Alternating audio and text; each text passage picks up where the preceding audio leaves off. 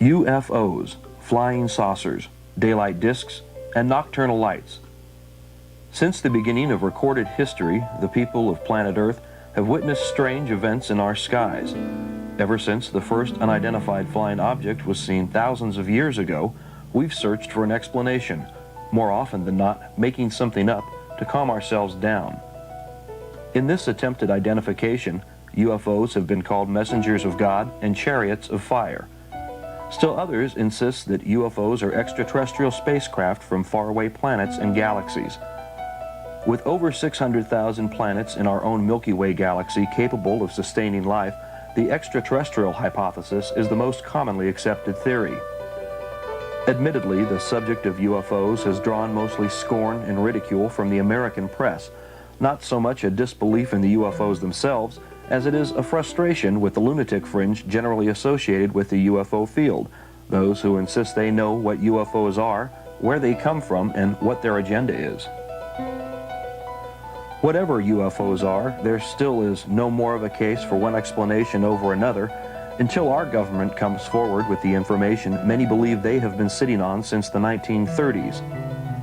Whatever UFOs are, they keep appearing in our skies year after year, witnessed by thousands of average Americans, people who never gave UFOs a second thought until they saw something strange in the sky that they couldn't explain.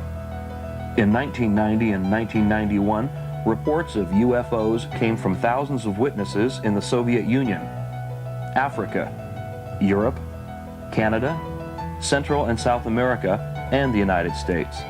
In the Soviet Union, most reports came from Tbilisi in the province of Soviet Georgia. In Europe, thousands watched a triangular-shaped UFO and white round objects fly over Belgium. A display so big and so spectacular that it was witnessed simultaneously in neighboring countries. This time, the Belgian government and Air Force admitted that the UFOs showed up on their radar screens during the multiple sightings. In the United States, thousands watched the same UFOs seen in Europe as they floated over northern Alabama and the Florida Panhandle. In the next 90 minutes, travel with us across the United States as we meet former Air Force officers in Roswell, New Mexico and Tucson, Arizona. We'll meet other UFO witnesses, scientific researchers, newspaper editors, broadcast journalists, and law enforcement officers who have first-hand experiences with UFO sightings and close encounters of all kinds. We won't try to tell you what UFOs are because we still don't know. Rather than speculate on what UFOs could be, we'll explore how Americans react to them in our program, UFOs, A Need to Know.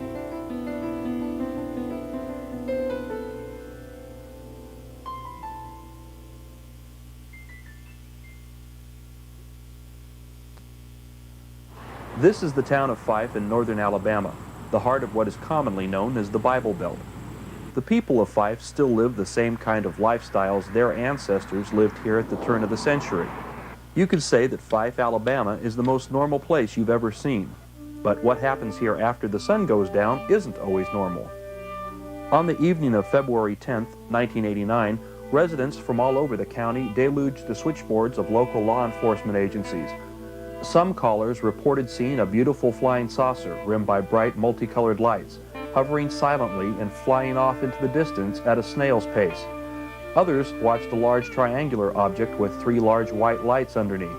One local resident phoned the Fife Police Department after watching a crescent and triangular-shaped object pass over the treetops. As the woman reported the object, she asked for a patrolman to come out and look.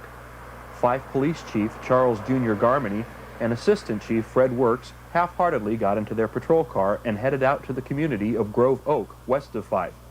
Before they could reach their destination, they heard officers from neighboring police departments on their radio, all reporting strange objects in the sky, objects that made no sound, objects they couldn't begin to recognize. In less than a minute, Chief Garmany and Assistant Chief Fred Works spotted one of the objects. A lady had called an object in the sky in, and the chief and myself went out to check it out, and we saw a bright white light in the sky before we ever got to her location.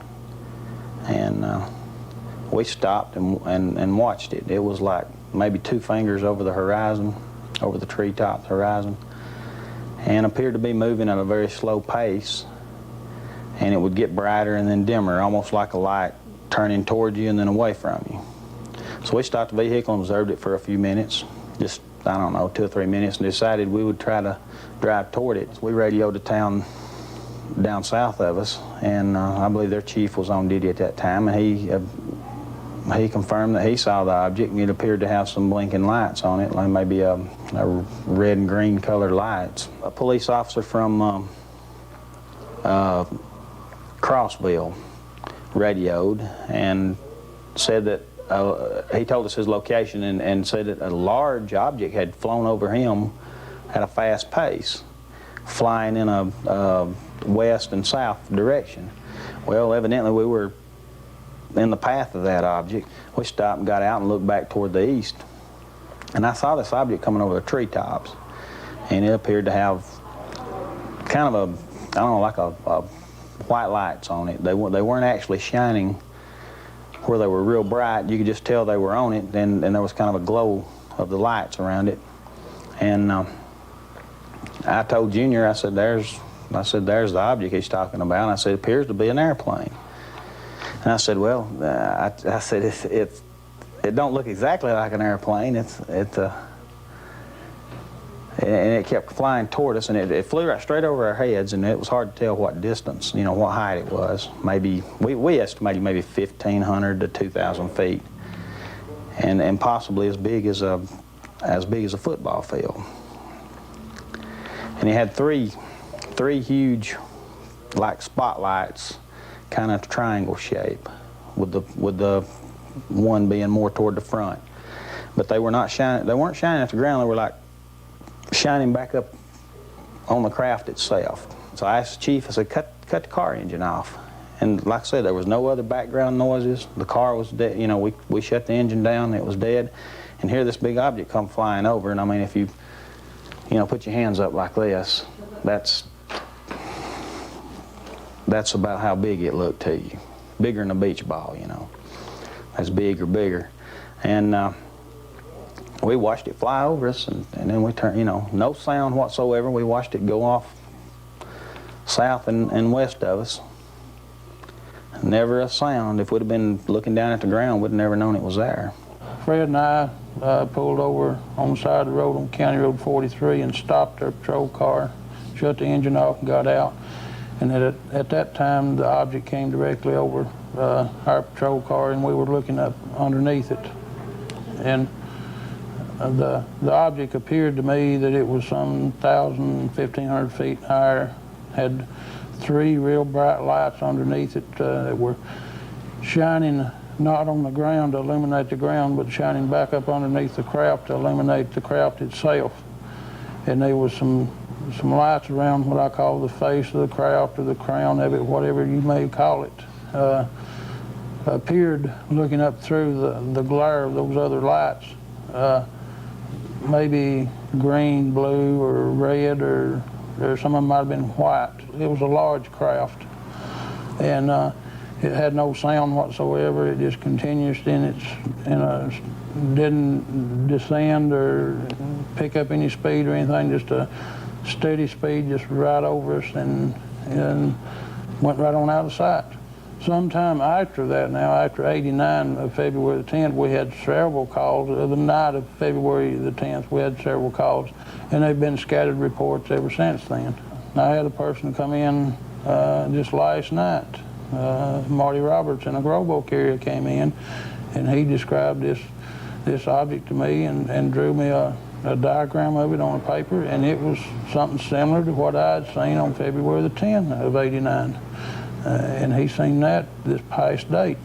A lot of the people who are telling the stories are people that I know personally and have known for a lot of years. And I don't have any reason to doubt what they say they saw. But nobody is telling me what it is. They don't know either. They just know it's something that's very unusual.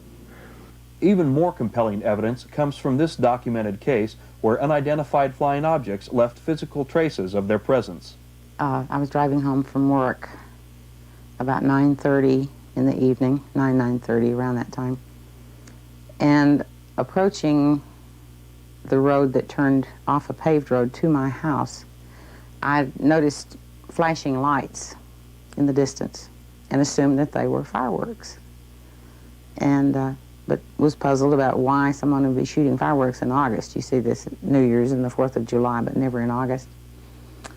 But I continued on home, turning down a dirt road toward my house, and I got about halfway down the road, and suddenly, in the distance, about treetop level, this huge object just lit up. And it was a glowing orange-red color. It was enormous. And so I stopped the car, convinced that I was seeing things, or I didn't know what it was. However, when I stopped the car, it went out. And so I immediately proceeded to go home, went on down the road, and I went a little distance, and it came back on. Just this, again, this huge thing. Then I stopped again. And when I stopped, it went out. And I sat there for a few minutes, and then I started on again to come on down the road home, and it lit up again. And when I stopped the car, it didn't immediately go out, but it did go out. And I decided that I'm not staying, I'm leaving. And so I began reversing up this dirt road with the ditches on either side. No backup lights.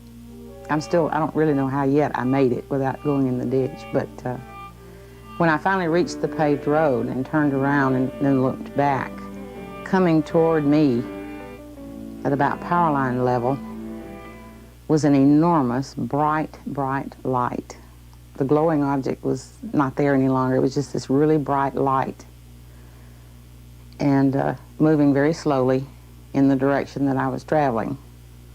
And so I immediately took off, and I went back to my office in Fort Payne. I have no idea what I saw, but it scared me to death. It was bigger than my house. It was just an enormous glowing object. There were 6 or 8 pine trees that were affected by whatever this thing was. They had turned a very strange color, the needles on the pine trees. There's a maple tree nearby that with leaves on one side and no leaves left at all on the other side of this tree. And underneath where this object was, there's nothing but bare ground. Everything had died, all the grass and weeds and foliage of any sort. Just totally bare ground. Well, this happened in 1976, and it seems, I'm not absolutely certain of this, but I think it's been about 4 years ago that it finally started to regrow, which would be 86. So there was a period there of somewhere around 10 years that we had just a big bare spot there, that nothing grew. And there was a large pine tree that looked like something had just snapped the top out of it. However, it had not turned a different color. It was still green, but it was broken. Janine Lyle's story gains more credibility as a sergeant in the Alabama State Troopers recounts his investigation. At the point where Janine stated she saw the object, there was a large area of dead vegetation, trees, grass, weeds, bushes, etc., all dead, nothing growing. I measured the area, and it measured 60 feet at the widest point by 90 feet at the longest point. There was a stand of grass in full bloom in the middle of the field road, and it came up to a point and stopped. And for a distance of 90 feet, there was nothing growing in this field road.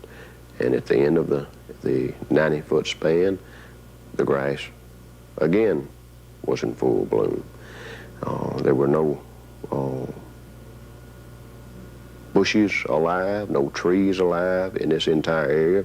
There was a maple tree that had multiple trunks, and half the maple tree was in full bloom, and the side that would have been exposed to the object that Janine stated she saw was dead, and nothing was growing on that tree. I personally was puzzled then, and am still puzzled as to what might have caused that. As to what Janine saw, I have no idea. But something caused this area of 60 feet wide by 90 feet long to be completely void of any living vegetation for a several-year period of time. I made periodic trips back to the area over the next few years, and each time that I went, it was as before, nothing living in that particular area. Everything else around there was green and lush in the summertime and bare in the wintertime, as it should be. I believed Janine, and I'll state today I certainly believe that she saw exactly what she stated she saw. Now what it was, we don't know. Perhaps the most significant detail of the Fife sightings is the way the community responds to seeing UFOs. While amazed at the spectacular sightings in their area, the locals don't have a problem with being at the hub of UFO activity. Most UFO researchers consider the existence of UFOs a challenge to organized religion. The local pastors would disagree. Well, of course, being a Christian, I think it all has to start from a basis. Being a Christian entails taking by faith something that you cannot actually see. The Bible, for instance. Now, there's a certain amount of things that you can read in there that can be proven, of course, you know, by history and archaeology and so forth. But no way could a person come to the point of being a Christian just on the basis of what has been proven or has not been proven in the Bible. So the element of faith is there, and you've got to start there. So the reason I'm saying that is that for me as a Christian, I can see to where in the Bible Belt you have this underlying root system of faith in the Bible and in God, let's put it that way, so that you don't have to feel like you have to explain everything. Whereas if you're not in the area, the Bible Belt, or you haven't had that traditional those values of faith instilled in you, well, then you're going to feel like you have to prove. More things have to be proven to you factual rather than taking them by faith. That's why I think that you'll find in the Bible Belt less of an apprehension concerning UFOs. I feel that Jesus, in the Scripture, and I believe it was in the Gospel of John, said that there were others that those that he talked to at that time did not know about, other sheep. And I feel that they could have been people from other planets, other places, not just necessarily limited to this world. But I think if you want a biblical text proof to say that there is a possibility within Christianity that Jesus allowed the possibility of other life, that would be it. That to some people might not be enough, but it is for me, because I just about base everything that I believe on the Word of God, and He gives me that leeway right there to think about the possibility of other life. For me to say that to teach people here that I've figured God out, there are no such things as UFOs or whatever you want to call them, you know, that's taken license a little too far. Because if I believe that the Bible says that God, the handiwork declares the majesty of God, well then there's no limit to what He can or cannot do. And if I understand my position as a believer, then I have to respect a certain amount of the unknown. You've heard the term Southern hospitality. Sand Mountain is the epitome of Southern hospitality. People up here trust each other. A lot of the things that they do are done by handshake rather than by contract. And they trusted the outsiders too, until the inside edition piece. We sent Jeff Cole down there to see if E.T. has a Southern accent. They came from outer space. I still believe I saw a UFO. Police were helpless. There's nothing that I've ever seen before in my life. And the town of Fife, Alabama, was stunned by the strange visitors. My dog saw it, but he won't talk about it. He went and crawled on the floor, and I know that's what's happened, because he talks to anybody. I know when I just had a UFO sighting. Fife Police Chief Junior Garmany and Assistant Chief Fred Works got the call and went out to investigate what they figured was some, well, monkey business. Whatever it was they saw, it will be a long time before Fife forgets the things from out of this world. There's some people that's going to ridicule us for it. Some people disbelieve it. But I hope them people themselves gets to view it one of these days. They may be coming to see you next.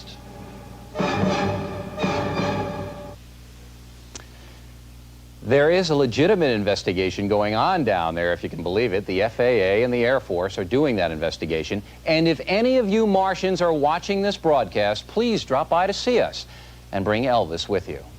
Straight ahead, we'll get back to reality. What was their reaction to the job they did? Well, they did a job all right.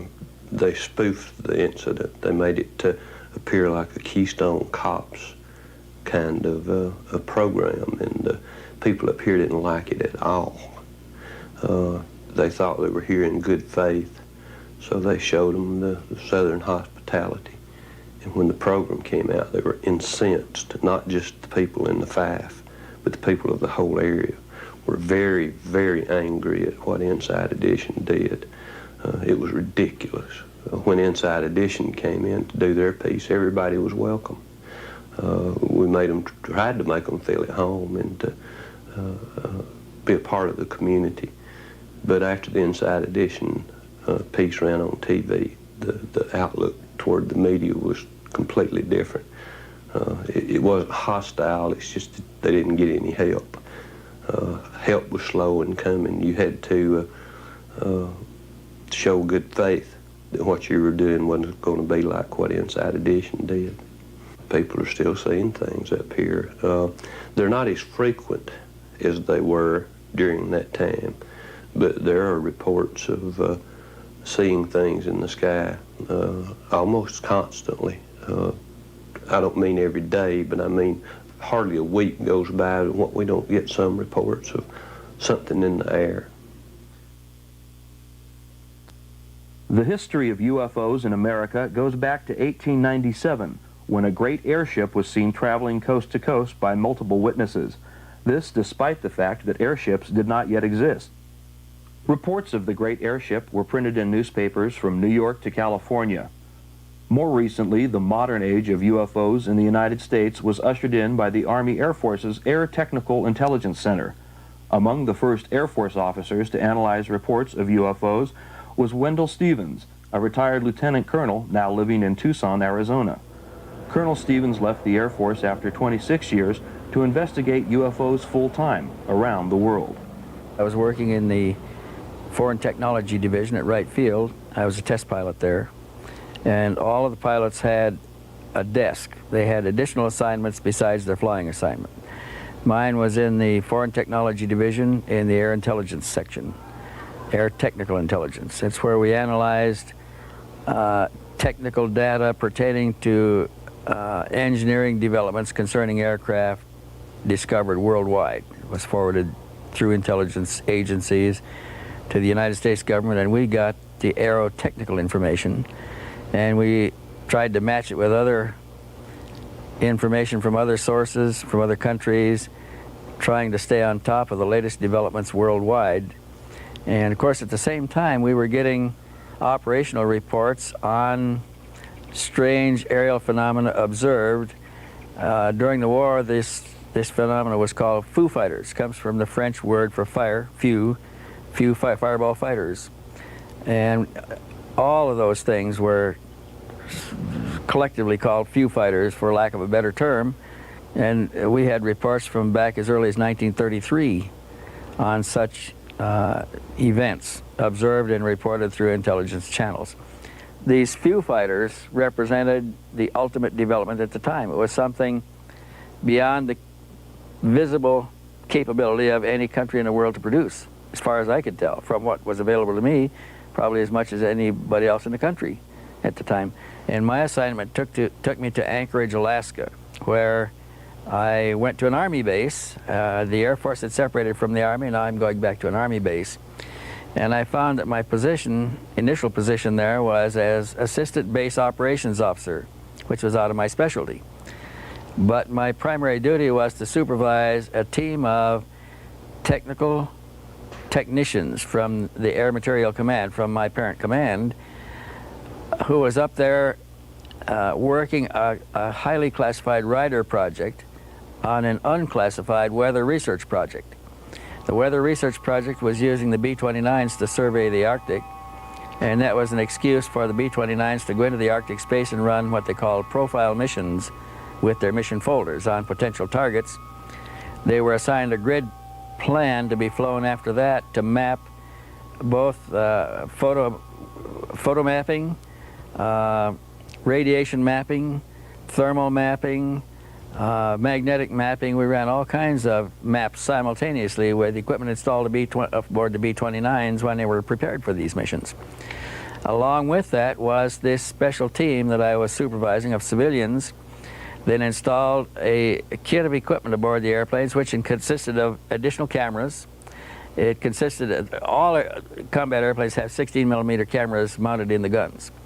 But in addition to those cameras, we installed other free-mounted 16mm cameras, handheld 16mm cameras, 35mm movie cameras, a 70mm movie camera, and we had still cameras up to a Fairchild K20 that took a picture on an 8-inch by 10-inch negative. That's the size of a typewriter page. These cameras were all put aboard the craft, and each crew member was assigned specific responsibilities with each camera. In case something happened in the air, they were prepared. We also installed surge detectors on all of the electrical systems in the airplane. We had radio frequency detectors that swept the spectrum of radio frequencies. They would search the spectrum for an emission, stop on emission, read it for 30 seconds and cancel it, and then sweep again looking for more until they had copied all of the frequencies being emitted. It would continually scan. Now, when those airplanes returned from a combat mission, all of this equipment was downloaded, and in the debriefing of the crew, if they had encountered anything, or if they had discovered surges on the line, or electrical anomalies, or interference on the radio, or anything unusual, we'd package all of the material into a metal box, and it would be couriered to Washington, chained to an officer's wrist that night. And about twice a month, they came back with reports of something operational in the field of activity we were surveying. They either saw other aircraft in flight over the Arctic under conditions that would indicate strange aircraft, high speeds, far beyond anything we could fly, 1,000, 2,000, 3,000 miles an hour. Objects standing still in the air, motionless. Objects approaching the aircraft head-on, reversing direction and then proceeding ahead of the aircraft at the same speed in flight. We had reports of disc-shaped objects that paralleled the craft in flight. In one case, we had one that paralleled the ship so close it was behind the trailing edge of the leading wing and ahead of the leading edge of the tail wing in the slot there. And they got pictures of it with all the cameras and with the Fairchild K10 camera too. And we had reports of objects that were seen to land on the ice, on the snow and the ice at the ice cap of the Arctic. We had reports of them landing on the water. We had a report of them submerging and disappearing. We had another report of one rising to the surface, being seen to come to the surface, leave the water, hover momentarily, and then take off at high speed and fly away. All of this was clearly beyond the capability of any of the aircraft that we had studied worldwide in the Air Technical Intelligence Center. And of course, they were very concerned about who might have experienced such a breakthrough without prior knowledge through intelligence sources. And they, to me, again, they represented the supreme development in aircraft, and that's what piqued my curiosity. I argued that they had to be extraterrestrial vehicles, but I was a major at the time, and my superiors were certain that they were a Russian breakthrough experienced as a result of the capture of German scientists at the end of the war, which is only 3 or 4 years afterwards. And they would have had to make some great progress if that was the case, but this was probably the main feeling at upper echelons was that the Russians had experienced a breakthrough that we didn't know enough about, and we were trying to find out what we could about it. I suppose the Russians, in their turn, thought we had experienced a breakthrough for the same reason. We even had reports of electrical disturbance to the degree that engines quit running in flight and then started up again by themselves. We had radio interference on the communications lines where they experienced complete communications blackouts, and then for no reason at all, communication would come back again. We had surges on all of the lines, including closed lines that were within the airplane. That, for instance, some systems in high technological airplanes work at, say, 300 cycles per second. Another part of the same equipment may work at 150 cycles per second, some at 60 cycles, more and less. And we had electrical interference simultaneously on all frequencies. At times, we also had selective interference on different frequencies. We never knew what was causing this because it always cured itself in flight, which true failures don't do. And it indicated the potential for somebody else to selectively interfere with frequencies and functions aboard an operational vehicle in flight. And these are supposed to be our best military equipment. They're supposed to be foolproof, and somebody was fooling with the systems. And so I'm sure this got a lot of attention in Washington. I was never able to see anything because when a flight came back with evidence captured in that mission, my team of civilians downloaded the cassettes, the cartridges, the reels, the rolls, everything, and we were never allowed to process anything there. It was all packed in this metal box. It was like a small footlocker, and couriered to Washington, and nothing ever came back down the line to us. We don't know who handled it, we don't know how it was broken down, where it went, but the processing was all done elsewhere. So all I ever ended up with was the stories, but they were some very exciting stories. In the late 1970s, documentary film producer Linda Moulton Howe heard a first-hand UFO account from her brother, then a military helicopter pilot. With details of the story fresh in her mind, Linda began investigating reports of unexplainable cattle surgery and cattle mutilations in the same areas of reported UFO activity. One night that fall of October of '75, I had a phone call while I was actually on the floor with a typewriter writing a medical script. And it was my brother, and he was extremely excited. And the first words out of his mouth were, "Linda, a UFO has set down on the base." And I rarely heard my brother speak with such energy. He was a helicopter pilot in '75 at Malmstrom Air Force Base outside of Great Falls. And that particular night, he had been at a wing party when beepers started going off all over. There was an emergency. And the emergency, as it turned out, was that electronic signal equipment had gone off over a missile silo known as Kilo 7 at Malmstrom. And a sabotage alert team was reporting that a football field sized, that'd be 300 feet in diameter, an orange glowing disc was hovering, or stationary, whatever word you want to use, very low to the top of the missile silo. And that it was casting light that was brighter than daylight. My brother said that the sabotage alert team actually had an argument with the command unit saying, "You want us to go closer than where we are," which was a quarter of a mile away, "then you come out here." And that kind of insubordination got people's attention too, that something serious was there at that missile silo. Jets were scrambled. When the jets got above whatever this orange glowing thing was, it blinked out. The sabotage alert team said, "We know it must still be there, it's just disappeared." As long as the jets were there, couldn't see it. The jets were called back on it came. Began to rise and was picked up by radar until it Dopplered off at 200,000 feet. Well, the next day, my brother said that they sent a team out there to investigate that missile, and that they found that the targeting information in the computer head about where the warhead would go in the world had been changed. And the next day, they took out that whole missile and put in a new one. Same time, around the base, ranchers were finding mutilated animals. And my brother had a first-hand conversation with a flight surgeon at Malmstrom Air Force Base in 1975 when a rancher brought in the back of a pickup truck a cow in which The lips alone had been beveled so perfectly and surgically that the flight surgeon talked to my brother about it and said that the tissue of this particular cow had been drained so thoroughly of blood that it was not even red, it was the palest of pink white, and that he as a flight surgeon had no idea what had happened to that cow. Well, that was 75. The next year, I moved with my family from Boston to Denver.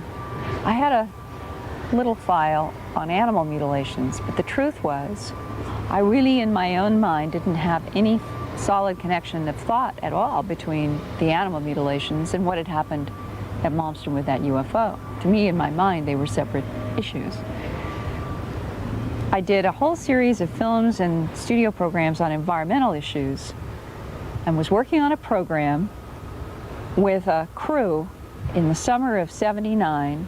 It was actually behind the scenes of a Colorado Shakespeare Festival, as far from this subject as you could get.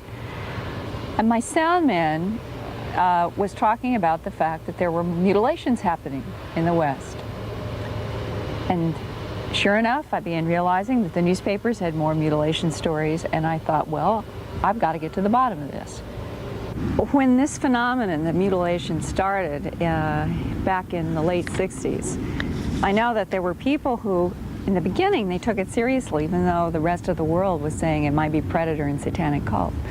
I guess I find myself in that unusual and unique position of also being one of those people who took the mutilation seriously enough to stick with it long enough that I have found myself becoming an authority in an area that I never would have suspected, the mutilation of animals worldwide.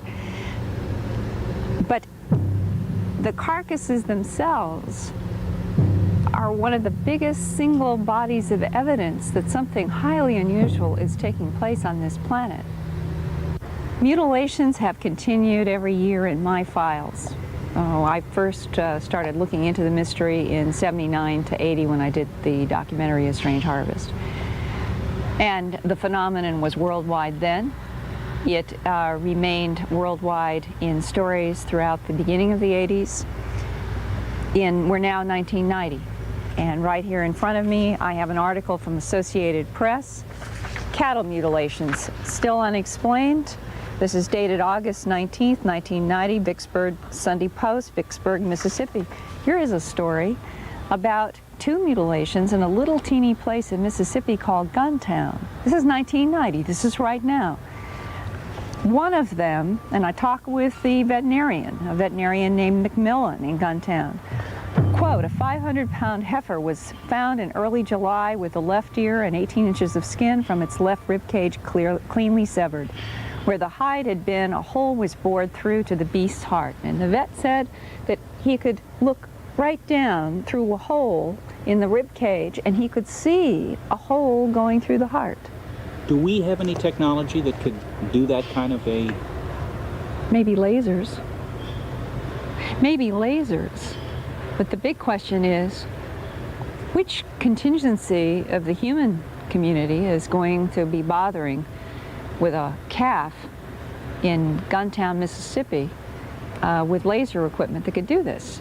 Current day lasers, if the military has it, fine. But this phenomenon started in 1967. Laser technology was lab bench research then, that year. And yet that first horse that was found in southern Colorado in September of 1967, referred to as Snippy, but the actual name was Lady, that horse had flesh stripped from the neck up. The bones were as clean white as if that horse had laid in the sun for months. A pathologist named John Altshuler, who's been working with me recently, was there confidentially. Didn't let anybody know. He looked at that horse and found that the internal sternum cavity of that horse in '67, all the major organs had been removed. And he said the thing that got him, since he had worked medically on cadavers of human bodies and other animals, including cows, in his work as a medical student, he said there was no blood, there was no presence of fluid, there was no indication there was dried blood anywhere in the cavity or around that horse. He said how you would remove these kinds of organs and have it be so clean was remarkable to him in 1967. Further, he took some pieces of the mutilator's cuts and took them back to Denver, and under a microscope he said he could see clear evidence of high heat at the edge of the wounds. This is 1967. 1989, he and I work on getting tissues from 9 mutilated animals in the summer of 1989 from Arkansas, Oklahoma, and Missouri. And there was one in December in Idaho, so those were 4 separate states. Under a microscope, he finds the same evidence of high heat cut on the edges of these mutilator cuts. He estimated 350 degrees or above. Well, that clearly excludes predator. And in my own opinion, and with the conversations I've had with law enforcement about the whole issue of satanic cults, I have yet to meet a law enforcement person who privately would say that they thought satanic cults were responsible for this, because there have been too many undercover efforts trying to come up with some satanic cult or somebody who would even give information that a satanic cult was involved with mutilations from Canada throughout the United States, Puerto Rico, Mexico, Central America, South America, Australia, the Canary Islands off the coast of Africa, parts of Europe. I mean, this is a worldwide operation. And in every single case, the animals basically are treated the same. The same things are missing. An ear is missing, an eye is missing. The jaw is either cut like this and comes down like this, and it comes across like this, and everything is removed. We're talking clean bone on an animal that is still warm to touch. The tongue is always cut in a vertical cut deep within the throat. The genitals of the males are usually removed in an oval that is about that big. The cows with udders, you'll see either something like a square or sort of an oval cut and the entire udder is removed, or isolated teats are removed, or some variation on that theme, and the rectum is cored out. Now that's the basic mutilation scenario, and there's no blood or fluid. Blood being drained. Now that was part of the story in the 70s. There were evidence from both veterinarians and from people who had medical backgrounds who examined some of these animals, and they said that on the basis of the tissue, the muscle tissue, that it would appear that the blood had been so thoroughly drained that the muscle tissue was left a pale pink white. In the 80s, I have been where animals have been found, and I have been with people who have studied them, and I would say it's mixed. Some of the animals, the tissue is red, showing that there's the evidence of blood in the tissue, but that in terms of a cut that is as precise as these are, with no fluid anywhere, that in and of itself suggests that something unusual has happened where these excisions have been made. And further along these lines, how is fluid from bodies of all these animals, how is it being taken so thoroughly that there's no residue of any kind? In 1989, in Arkansas, 5 cows were found in a straight line on one farm. Every single one of them had been mutilated. One of those, and all were pregnant, and one of those, the stomach, had a very clean, very precise, extremely pale pink. It wasn't red, suggesting that blood had been removed from this wound. It was a hole cut in the belly of this pregnant cow, and through this hole, the weight of an unborn calf, still in the embryo sac, had come out onto the ground. So you're seeing a cow, and the unborn calf is partly in and partly out of the body. When the farmer saw this astonishing and horrifying scene, he called local authorities in the newspaper. Jim Williamson, who's the editor of the Little River News in Ashdown, Arkansas, sent out his associate editor with a camera. She was the first one there, about 5 hours after the farmer had found them.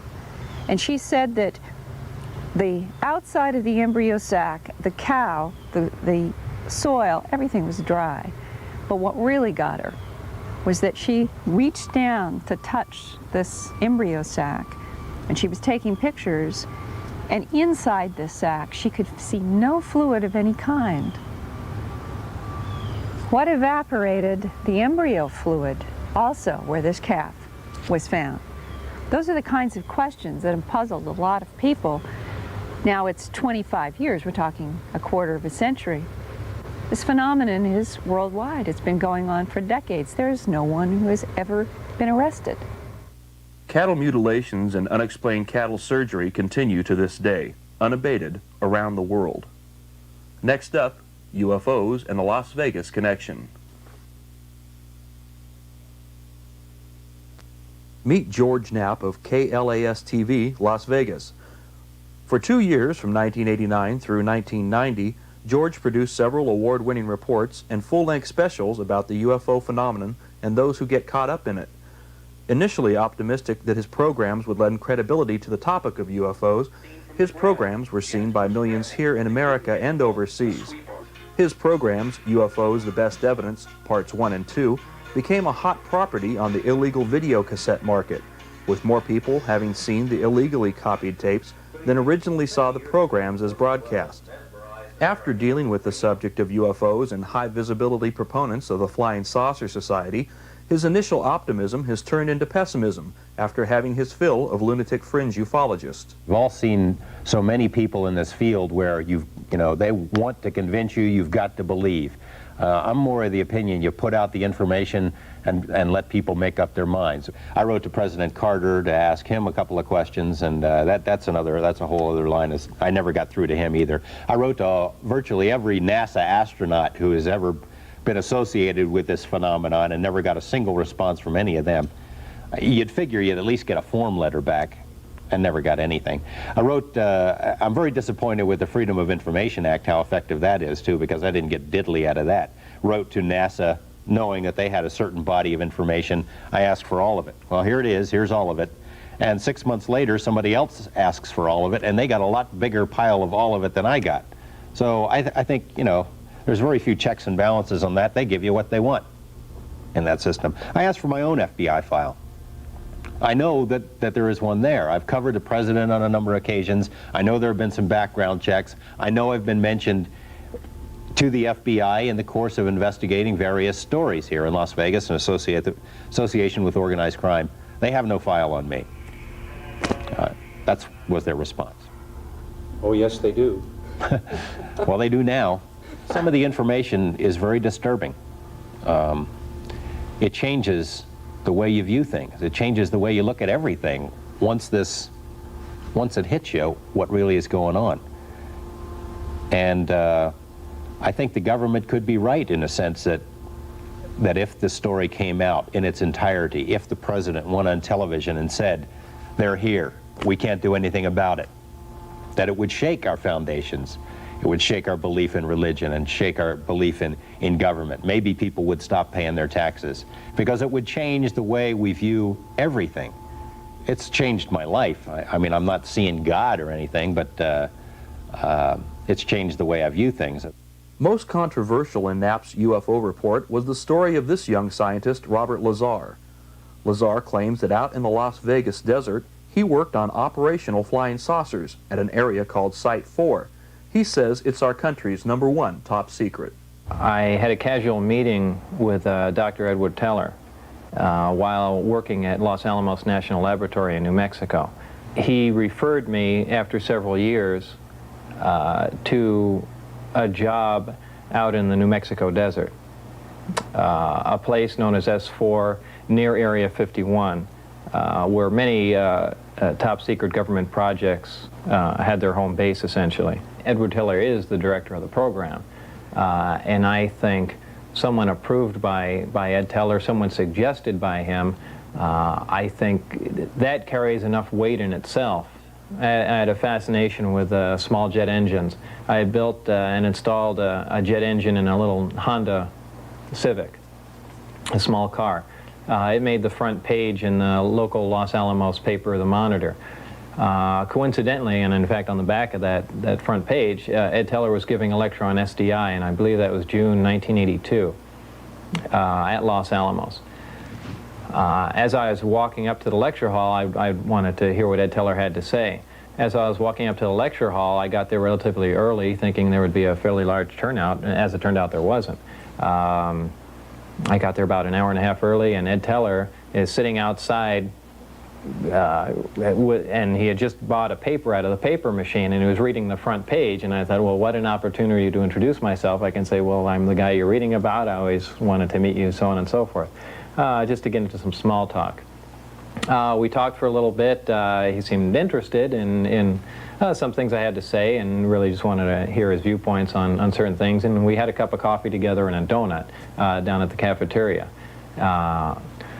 That was the extent of our meeting. After that, I heard his lecture, and later, after I had moved to Las Vegas, when I decided to get back into the scientific field and sent out resumes to many other laboratories around the country, also any government research organizations, I did shoot a resume to Ed Teller, too. He called right after receiving it and said, I had directed your resume to someone in Nevada.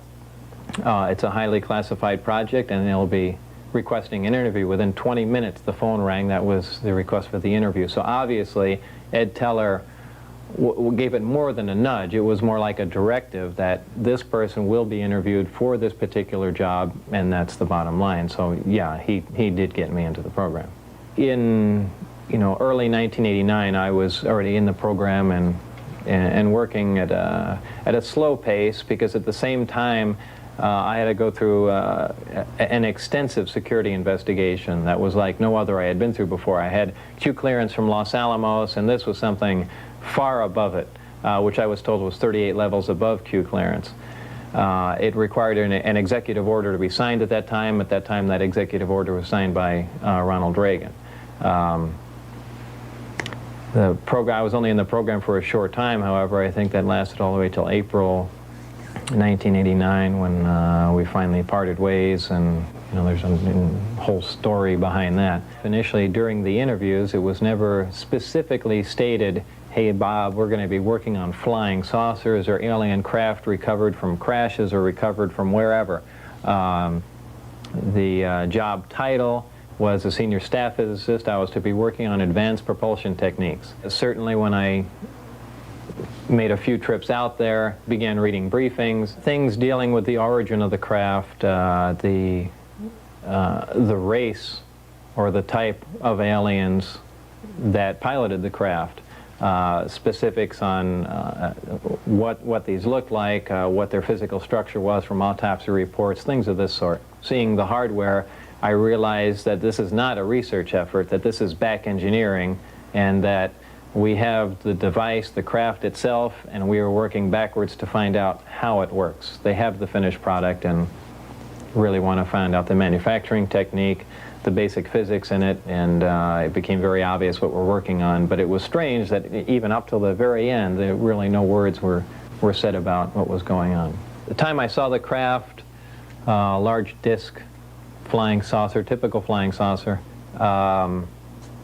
even that I basically put out of my mind, thinking, well, this obviously is a creation of the government, some sort of advanced type of flying vehicle, maybe an advanced fighter of the future, and this explains all those crazy flying saucer stories.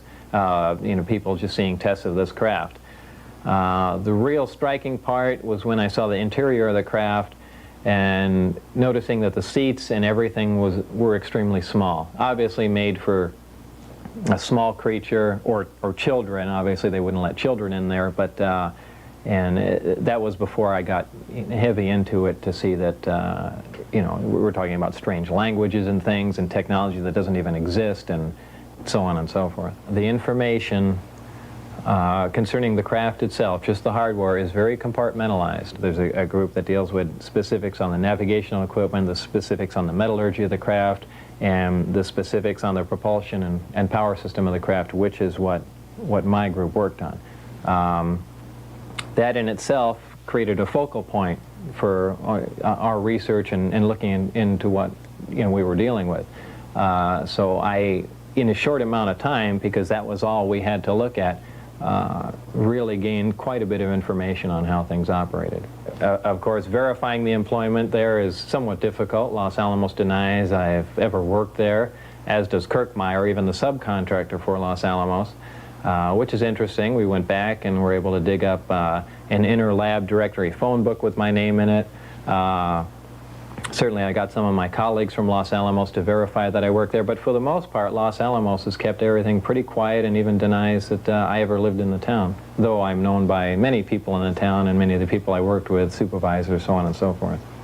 When Lazar went to trial on unrelated charges in 1990, even the judge agreed that Lazar seemed to be a man without a country. We do have a W-2 form of record that shows that he worked for the United States Department of Naval Intelligence. And I also note that he is in fact listed in the Los Alamos National Laboratory telephone directory. It's obvious that it's very difficult to get information on Mr. Lazar from government sources, enormously difficult. A lot more than just UFO sightings have been reported out here in the Nevada desert. Independent investigator and reporter Tony Pelham has spent countless evenings outside the Nevada test site, where he's run across mutilated cows, strange lights in the sky, and unfriendly security guards without ID. The desert up there is full of troops in camouflage uniforms. They carry M16s, and they have no identification. They're not Air Force, they're not Army. They don't have any markings at all. And I came real close to being taken to jail a couple of times. So I found that real strange. You know, I heard all types of theories about who they were. But they would challenge me, and then I would challenge them. When they would approach me, they would say, "What are you doing here?" I would say, "What are you doing here? You're on BLM land. You know, you're roaming around outside the secure area." My opinion is that the government is hiding something that's a lot more secure than anything similar to the stealth or the U-2 or that type of thing. I mean, I don't know. I don't know if there's an underground alien base up there. I don't know if they are UFOs or aliens. I just know that they have got security up there that's far beyond what you see around any military type installation. And I don't understand why the uniformed security guards with M16s don't have markings. And when I ask them, "Are you with the Air Force? Are you with the Army?" they don't answer any questions. They just direct you to leave the area. The troopers have held me and had the Lincoln County Sheriff's Department come out on 3 different occasions, and each time they filled papers out on me and instructed me not to go near that area. And on the last occasion... On what pretense? That I have no business near a secret facility. And I explained to them, I'm not even within a mile. I'm on BLM land.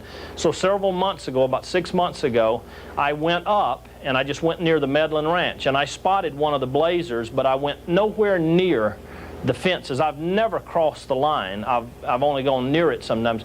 On my way back to Alamo, the Sheriff's Department met me, pulled me over, filled out another set of papers in a very formal manner, said, "Mr. Pelham, this is the last time you're being told. The next time," he said, "and I'm telling you from the higher-ups, if you come back up and go up this road near this facility again, you are going to jail, period."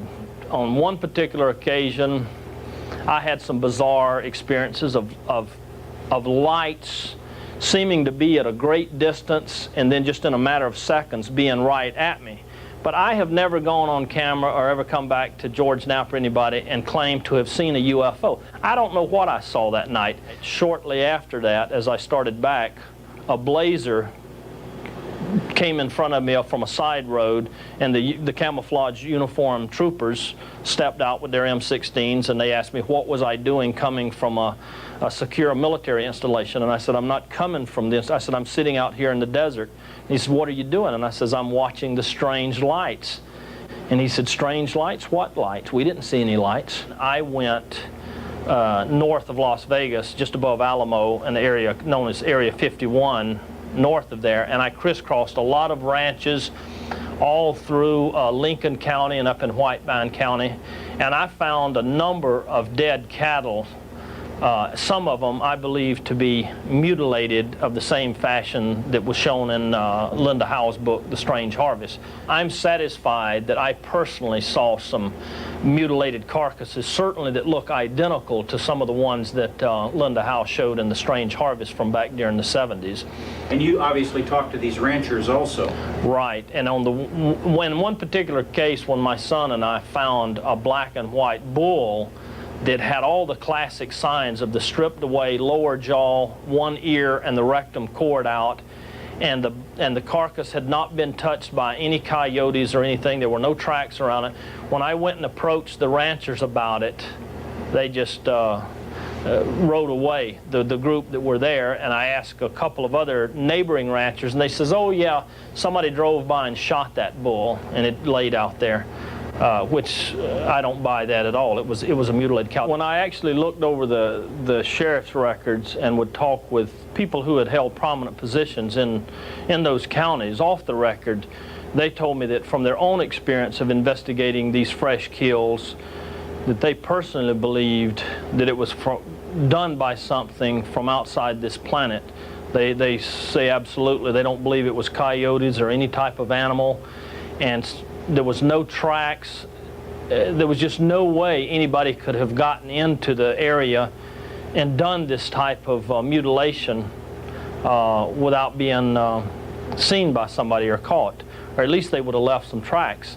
And the fact that there's been thousands of these mutilations around the country and not one has ever been solved. Not one. There's not one sheriff's department or police department that has one solved.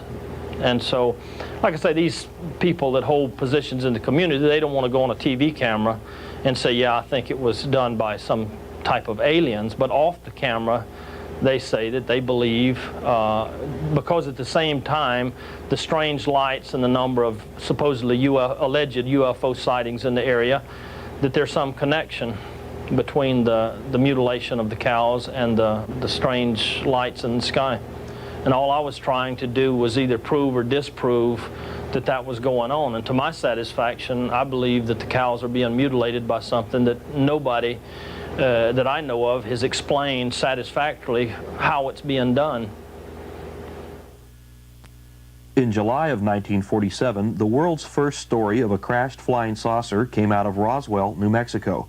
The story was written and released to the press by Base Public Information Officer Lieutenant Walter Hott, under orders from his boss, Roswell Army Airfield Commander Colonel William Blanchard. I got a phone call from Colonel Blanchard, and he pretty much dictated, not all the verbiage, but it hit the salient points, telling me about the flying disc that we assumedly had pieces of, and who had gone and gotten it, and what was being done with it. And I wrote the release from the information that he gave me over the telephone. A rancher had brought some material in, or had told the sheriff about some material that he had on his ranch that he had found, and the intelligence officer of the base had been sent out to the ranch to pick up this material and bring it back into the base. And that Major Marcel, who was the intelligence officer, was going to fly it onto 8th Air Force headquarters to give it to General Ramey, who was our immediate commander. The remains found were taken by Major Marcel to his home in Roswell, just down the street from Walter Hott. Major Marcel showed the retrieved material to his wife and son before returning to the crash site. This time, truckloads of the wreckage were brought to this hangar, and quickly the building was secured. Well, I went to my normal duty station, which was my building where we normally worked on the flight line, and later on that day I went to the building where we had these flyaway kits stored, and we had been going in there almost on a daily routine basis.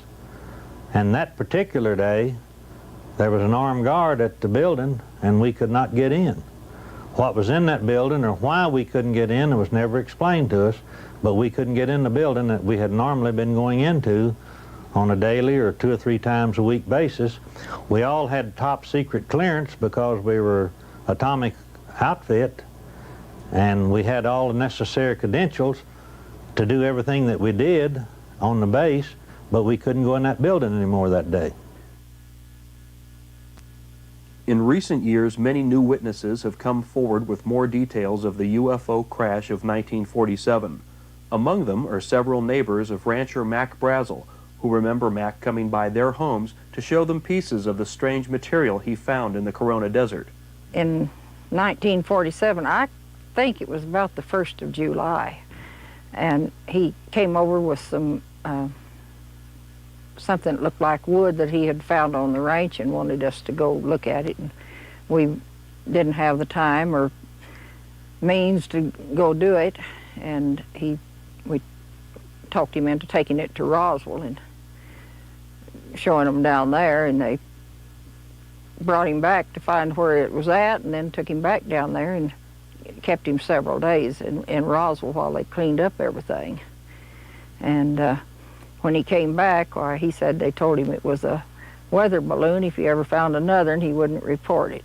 The piece he brought up was about the size of a lead pencil and about 4 inches long, 4 or 5 inches long, and it was kind of a tan color, kind of like what we'd say plastic now, but we didn't have plastic then, and you couldn't cut it or burn it or whittle it, you know, just very, very hard. It was very light, it seemed to be, and he said that the stuff that looked kind of like aluminum foil, he said you'd crumble it up and then it'd straighten out. It wouldn't stay creased. It'd just open out, you know, but he couldn't get any of it off to bring up. He said he couldn't cut it or anything.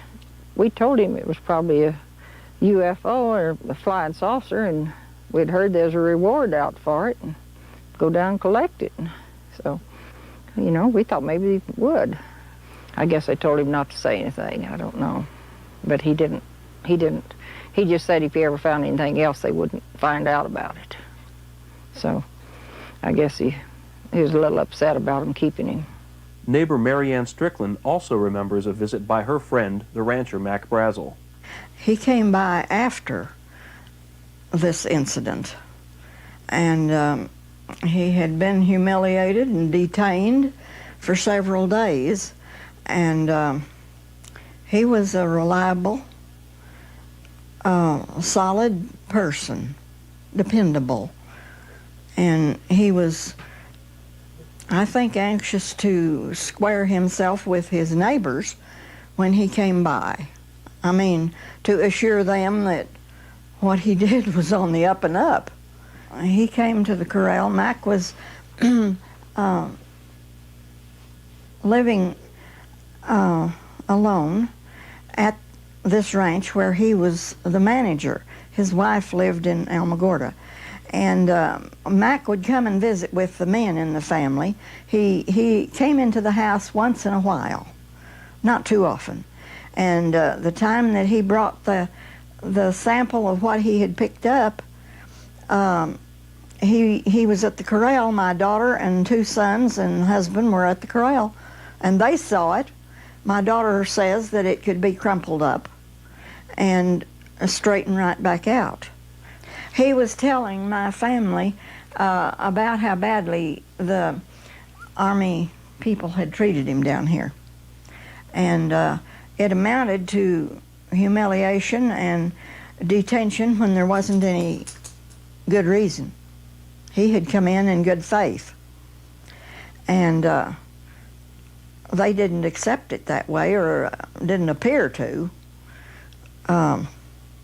He said they threw him in jail. He said if he ever found anything like that again, he would never show it to them. He would never bring it in. He had done so as what he thought was a good citizen, and he had been humiliated and mistreated. And he was very disturbed. Phyllis McGuire is the daughter of Sheriff George Wilcox. She too remembers the day when rancher Mac Brazel came by her father's police station with the material from a debris field on the ranch he managed. He told me that Brazel had been in to report a flying saucer, and I asked him if he believed that, and he said yes, because I don't know why he would come into my office and tell me this story for no reason at all. He had some material with him, he said, which I did not know what it was. And he said that he had sent some deputies out there, and they had seen some things. They had seen a corral that had some of the material in it, and they had seen a large burnt spot on some grass, about the size of a football field. My mother told me years later that the Air Force asked them not to say anything at all about what had happened, and they changed the story that the paper had put out originally to say that what had been found was a weather balloon. She said that there were bodies and an unidentified flying object on the ground. There were bodies too, but that they stopped the investigation that the sheriff's office was going to do because the Air Force wanted them to. Yet another story of the strange debris comes from Charlie Schmid. In 1947, he handled pieces of the strange debris on location in the Corona Desert. There was some material looked just like tinfoil, but quite strong. And you could ride it up in your hand, and it'd just straighten out, no kinks, no nothing. It just straightened out by itself. Then there were some pieces of material that looked like aluminum, real light stuff, but strong. It was about 16 inches long, about 2.5 inches, and maybe a 1/4 inch thick. But you couldn't bend it or twist it or do anything with it. Even by putting it up against a rock and jumping up and down, you could not bend this material. And then there was some material that looked like wood, which I don't know whether it was or not. It was broke, but it wasn't broke square. It broke like a spear, off at an angle, and it was about 1 inch thick. I mean square, we'll say, that way. But it had some writing, looked like flower, on just one side. It had pink petals, center like a flower, and green mixed in, but you couldn't make no leaves out of it or nothing like that. But it was green in between these flowers on that one side of this piece of wood. A final story confirming the presence of alien bodies comes from former Roswell mortician Glenn Dennis. Dennis refused to talk on camera, but gave us these drawings of alien bodies. The pictures are reproductions of drawings given to him by a nurse who helped prepare the strange bodies for a flight out of Roswell Army Airfield. More details of what actually happened at Roswell in 1947 have just been revealed in this new book, UFO Crash at Roswell. To date, it is the most comprehensive report on the historic events of 1947. The authors are former Air Force intelligence officer Kevin Randall and Don Schmidt, Director of Special Investigations for the J. Allen Hynek Center for UFO Studies. First of all, this started out as a reinvestigation of Roswell. We saw that time was running out, that witnesses were being lost as far as forever, as far as their testimony, as far as their involvement. And we had to go back and re-interview the old witnesses, corroborate their testimony, and then seek out new testimony to confirm what we already knew about Roswell. What kind of things are you finding? We're finding new military witnesses, people who have small bits of the information, people who have been involved in maybe a flight out with some unusual material, people who might have seen something unusual, little bits and pieces of information that when we fit it into the whole puzzle begins to give us a clear picture of exactly what happened in Roswell in 1947. All our evidence, unfortunately, is testimony from people. We don't have a piece of the wreckage. But when we put all that evidence together, that makes a very strong case. I think some of the best testimony has come from Bill Brazel, the son of the man that found it. He was involved in some aspects of it. He was involved in finding some additional pieces after the military cleaned up the debris field. Later on, he was approached by the military, and those pieces were basically taken away from him by the military. He likes to say, well, they weren't confiscated, but the officer in charge made it clear that if he didn't surrender them, that they had the authority, or at least said they had the authority, to take those pieces away from him. So we have that sort of thing, but we have that kind of testimony from literally 250 people. So when we put it all together, can all these people be lying? Would all these people be involved in some kind of a hoax or some kind of a joke?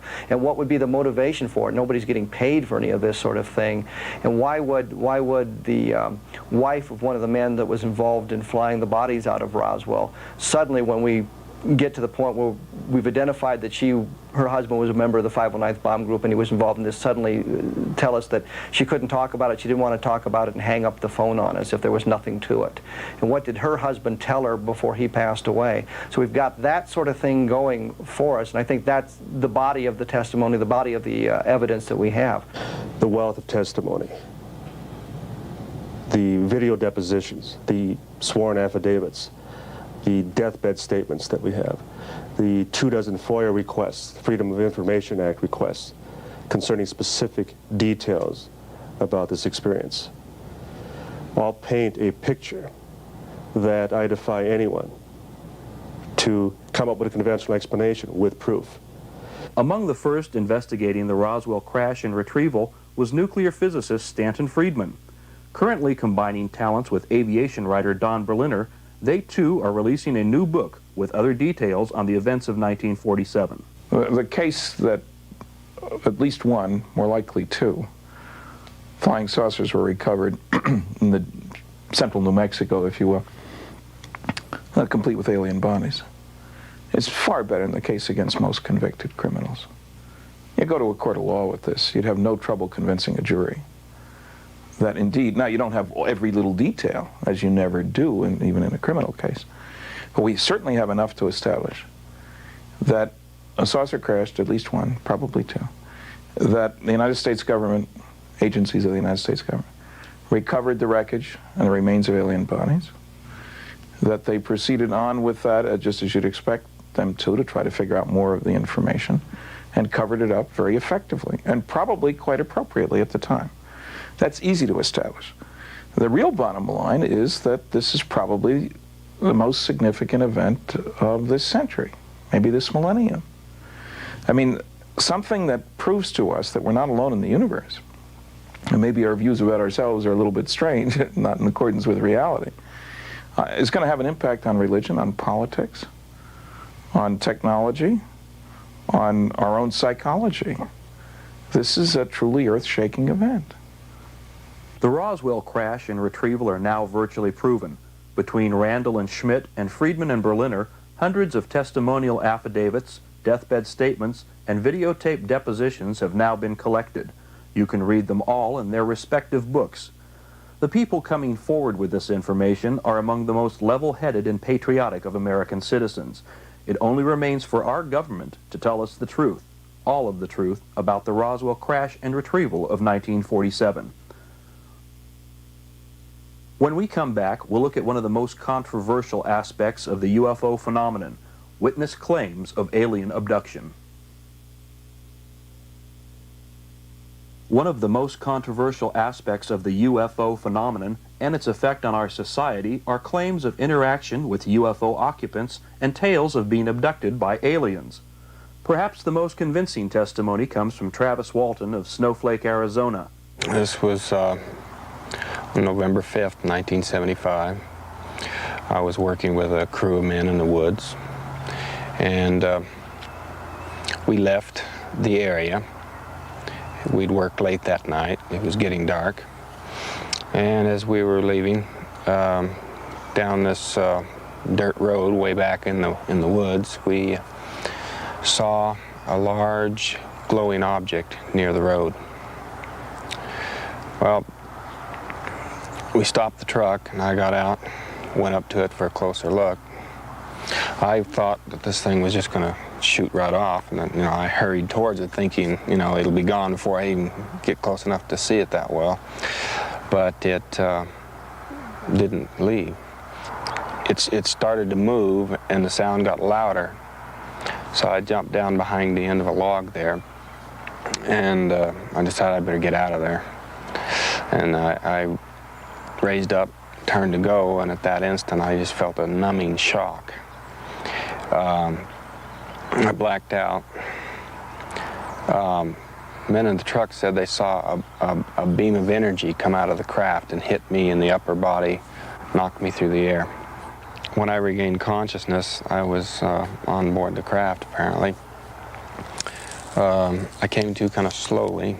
I was kind of groggy. I didn't regain consciousness real quickly, but when I finally got where I could see, I saw these creatures standing over me. And I became hysterical instantly. I knocked them back and jumped away from them. They started towards me. I screamed and made threatening gestures, and they stopped and turned and left this room.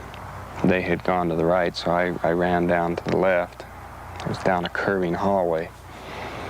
I ran by some other doors, and I came to another door, and I kind of got to control myself a little bit. I kind of panicked there for a minute, but I stopped, went in this room. It was a very strange room. You could see the stars projected on the walls, or maybe you could see them through maybe some kind of a viewing screen or something. I don't know. But there was a chair in the middle of this room that had some controls on it, and I went up to that and tried to see if I could figure a way to open a door or get out of there or something. Another being came in at that point. The first creatures that I saw were very, very different from us. They were short, you know, less than 5 feet in height. They had large, bulging craniums, kind of a chalky white look to their appearance, very large eyes. He took me out of that room that this was parked in, down a hallway to a smaller room where there were some other people like him, and they put me down on a table, and I struggled with him, and I was knocked out, made unconscious with a kind of an oxygen mask-like device. And the next thing I know, I wake up on the road. Well, I know the Travis Walton case is a particularly striking case, and mainly because of the 6 witnesses. 5 passed in flying colors. An examination by a polygraph operator who was under the impression and the suspicion that they had murdered the then missing Travis Walton. And that investigator, who was a police polygraph operator, told me that if there was any defrauding or any kind of a conspiracy to produce a hoax, these 5 did not know of it, and that they were telling the truth when they told the story about Travis Walton. He remembered very little of the 5 days. But it wasn't what he remembered, but it was the fact that there were so many witnesses that had been examined in that particular way. I think that puts it down as one of the principal and most persuasive of the abduction cases. Seeing UFOs or believing in them is a personal experience. The interpretation of paranormal experiences is individually subjective to the percipient. Their interpretation of the experience, positive or negative, becomes their belief. Their belief becomes their reality.